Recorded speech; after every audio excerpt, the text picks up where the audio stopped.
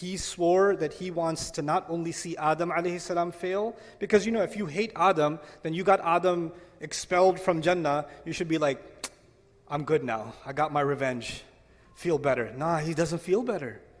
He's like, now I'm going to get his kids, and now I'm going to get his family, and now I'm going to get their kids, and their kids. And he keeps ruining human beings time and time and time and time again, and the rage of his fury doesn't go away. He doesn't feel any better after getting revenge or destroying. He doesn't feel any better. So the thing is, how does he destroy human beings? He does many things to destroy us, but one of the most important things he does, which is actually, now I get to talk about the topic of my khutbah today. One of the things that we learn from this passage and these ayat of the Quran is that Iblis did not want the human being to be acknowledged as something worthy. And his greatest success, one of his greatest successes, if he can convince you and me that in fact you're not worthy. Self-worth, valuing yourself, respecting yourself as a human being, is actually one of the great crises in the world today. People in the world of sociology, people in the world of psychology, people in families across the world are facing a crisis of people who don't see any worth in themselves. Oh, I used to have a job, but I'm retired now. Nobody cares about my opinion. I'm worthless. I just sit home all day. My son has a job. My daughters are gone away to college, and I'm just useless here. I'm just a burden on everyone. There's an old man sitting in his home thinking he's completely worthless. All I can do is just go to the masjid and come back, but I live with this worthlessness inside me. It's just better if I just die. These are the thoughts he has inside. He doesn't say it. Sometimes he even says it. He lives with this worthlessness. A young man lives with worthlessness. He says, my brother graduated, my cousin got a job, everybody else is doing better, this one already got married, look at me, I've got nothing. I didn't accomplish any of those things. Oh, I wasted so many years. I should have done this, I should have done that. Everybody tells me I'm a loser, I must be a loser. What does Iblis want to do? He wants to get people to say things around you in your life. They'll say things to you that make you feel worthless. They don't even realize they're doing it. They don't even realize it. But they're having this effect on you when you start thinking, yeah, maybe I am worthless. Maybe I'm not that big of a deal. I'm a nobody. I'm a nobody. And you know what that does? Once you develop low self-esteem, you don't value yourself, then you're always thinking the only way I will be valued is if somebody else values me. If somebody else approves, then I have value. So I'm gonna take a picture of myself. I'm gonna make sure I change all the filters enough times, and then I'm gonna post it online, and I'm gonna wait for somebody to do this, or somebody to put one of these, or at least a mashallah or something. Give me something, because if somebody gives me, I have some value. Okay, now what do I gotta do? I need more value, because I'm worthless again. I haven't posted in 2 days. I need to get back on. I need to feel valued again. When you don't have enough value for yourself, you're always looking for value from where? Somewhere else. Someone else. Always looking for somebody else's approval. Always looking for somebody else's compliment. You didn't say anything. You didn't. So what do you think? What do you think I should do? What do you think of this? What do you think of that? Constantly asking for somebody else's opinion. Because without it, you're worthless. And then you become afraid. When you have low self-esteem, then you can't deal with any of your rights. Like, people can walk all over you, they can humiliate you, and in your head you're like, yeah, I deserve it. I'm scum anyway. I mean, I deserve even worse. And then what's even better is Iblis comes to those in your life sometimes and he says, hey, say this to him. Say, you know what? I know I treat you like a dog, but you deserve worse than that. So you should be happy that I even treat you this much. Okay, you're lucky to even get this much treatment. And you hear that enough times, and what happens? You start internalizing it. Because human beings, even if you reject something at first, if you hear it enough times, you start getting influenced by that. You start seeing yourself that way. You start developing a hatred not just for others, but also for yourself. And then this rage inside you is always like, my opinion doesn't matter. Everybody else's opinion matters. My voice is no good. Everybody else's voice is better. My presence is a burden. I have nothing to offer anyone. When you start developing this is a great victory of shaitan, because shaitan says, that's what I was saying, man. That's exactly what I was saying. Just dirt. Look at him. What balance, what ruh. And what does Allah do? Before you and I even came on this earth, because of what our father was given, which we have been given, the creation of our bodies, then on top of that the taswiyah, and on top of that the ruh. He gave us an honor above all of Allah's creation, and all of Allah's creation see us as a miracle of Allah, worthy of all the angels falling into sajda, in awe of what Allah has done, in amazement at what Allah has done. So now the angels in the heavens are impressed with you, and you're not impressed with yourself. You think you're worthless. Allah says in the Quran, وَلَقَدْ كَرَّمْنَا بَنِي آدَمَ. We honored the children of Adam. We honored the children of Adam. You know what this ayah teaches me? It teaches me I don't have to look for validation from anybody else. I can look for, did I do a good job or not? I should check. Did the food come out? You shouldn't take this lesson and say, you know what? I don't need anybody else's opinion. Now, I'm going to go home and pour all the salt into the food and then cook it and say, how does it taste? Well, I don't care about your opinion because Allah has honored me. That's not what I'm saying.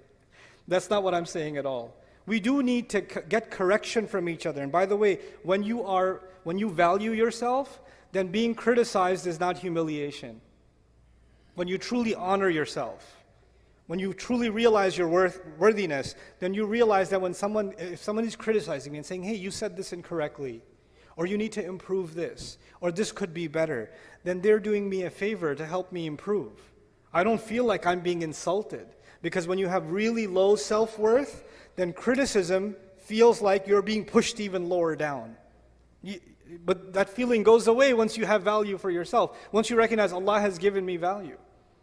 Then you start seeing correction or criticism as an opportunity to grow. It's not humiliating anymore. But this is one side of the equation, that we value ourselves. But Iblis, he's got multiple tactics. And I talked about balance in the beginning. One of the things Allah gave us is balance. Nowadays, because people are no longer, the majority of the world is no longer interested in educating itself through books or reading or long study. In fact, if a video is more than 30 seconds, move on. And then they say, you know what they call that? I've been doing a lot of research. No, you haven't. You've been swiping TikTok. That's not called research. But I've been doing a lot of research into psychology. No, you haven't. A 3-minute YouTube video was not research into psychology. You haven't studied anything. Right? But we've become accustomed to quick sound bites, quick kinds of education. And as a result of that, we want quick validation. And one of the things that's happened in a lot of this social media environment is one subject that keeps coming up is self-love, self-worth, self-esteem, which is what I'm talking about too. But you can take that too far. You're amazing. You're the best. Believe in yourself. You. Nafsuk. And you're like, yes, nafsi. And you become obsessed with, yeah, I'm awesome. I'm amazing. And then some parents do this to their kids. You're the best. You're the best ever. You're the princess. The little 4-year-old girl. You're my princess. Everybody else is ugly. You're the prettiest. You're the best. And this little girl turns into a monster. She goes at school and she goes, the princess is here. Kiss the ring. She develops this inflated sense of self. Our worthiness before Allah is something that should make us humble. Allah gave me such a high position. I better put that to work. I want to give you this by analogy. Imagine somebody gave you didn't believe in yourself. You don't think you're that good, but you applied for a job anyway. Right? You applied, they're like, I'm pretty sure they're not going to hire me. You get a call back and they want to give you the executive position. Way higher. And from what you know of yourself, you're like, I'm so not qualified for this. But you get put in that position anyway. Now once you get put in that position, I want you to think about, and I want myself to think about, what's going on in my head inside? Am I thinking, the boss is here. Watch out. That's my chair. Or are you thinking, I have been given such a high position, I better live up to this. I better up my game. I better learn more. I better become more adaptive. I better, honor this role that I've been given so I can actually prove my worthiness. So the honor was given to you first, even before you got a chance to prove yourself. The healthy attitude would be, I need to live up to this. Like it or not, now I'm here, I better step up. You understand? On the flip side is someone who gets that position without having earned it, and then says, you know what else is there to do? I already got this position. Now I can look down at everybody else who doesn't have this position. Fake it till you make it, right? That's not how this works. This is actually the reality of arrogance. So on the one hand, we value ourselves, but what we actually are supposed to value is the potential that Allah gave us. We're supposed to value the ability to make the effort that Allah gave us, not the things that Allah gave us. The things that Allah gave us, He can give to anybody else. And these things will come and they will go. But the only thing of value before Allah and before ourselves should actually be just our efforts. وَأَلَّيْسَ لِلْإِنسَانِ إِلَّا مَا سَعَى. Human beings will have nothing of worth on Judgment Day except the efforts that they made. That's it. That's all that's going to matter. So what's this balance between confidence and humility that has to be struck? Because too much self-worth will turn into arrogance. And too much humility, then you start thinking, I'm nothing, I'm nobody. I'll give you an example of this that I saw in the Islamic space. I was at a university many years ago. There were almost no Muslims in the university. 5 or 6 young men that are Muslim students in the university, right? And there's no masjid for like 100 miles. So they've got to make Jumu'ah by themselves, these 5 young guys, right? And one of them is a Hafiz Quran. So obviously it falls on him to kind of prepare something, learn a little bit, to be able to give the khutbah and to lead the prayer. And he won't do it. He won't do it. And then you go to him and say, hey, why won't you give the khutbah? Akhi, I am nothing. I'm just a faqir. I know I'm my worthlessness before Allah. How can I stand on the mimbar of Rasulullah sallallahu alaihi wasallam? Because I know that I'm not even worth the dirt of the feet of the ulama that are here. And he starts giving you this whole humility talk about how, no, I'm nothing, I'm worthless, I'm useless. And I tell him, I know you're useless, but still, the thing is, if you don't do it, this guy is going to lead the prayer in English. He's going to say, oh, God is great. And then he's going to, that's what he's going to. So you know what? You kind of have to step up, bro. You got to step up. You've been put in a certain position. This is not about arrogance. You're confusing the need for confidence with arrogance. This is a time to show confidence. But too much confidence, now if you imagine he starts giving the khutbah, but then there's somebody else that comes along and says, hey, this week we have a scholar. Oh, why is he taking my spot? I like my spot. Why you got to take my spot for? Can't you give him like Saturday khutbah or something? I don't know. Is there an alternative? Because I'm kind of used to having the main stage, right?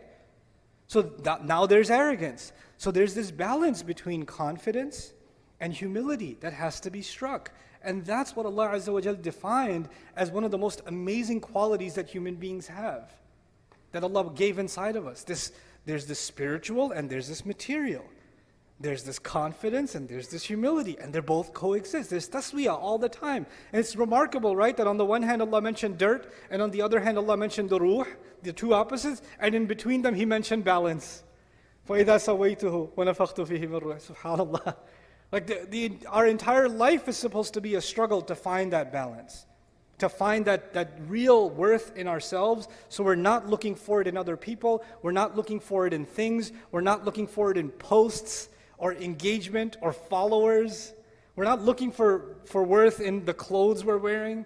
We're looking for worth in what we give to Allah Azza wa Jalla. And if you're an old gentleman or you're retired and you feel like you have nothing to offer the world, stop thinking this way. Every one of us will be a learner until the day we die. There's no age where you should stop learning. And the more you're learning, the more you're enriching yourself. And the more you enrich yourself, naturally the world around you gets enriched. There's more wisdom you can offer. There's more you can give. Somebody, and this is the last thing I'll share with you, a gentleman who passed away recently that I knew about, an elderly gentleman who had retired many years ago, and he was just living at home, and he spent his entire day just studying and learning and studying and learning.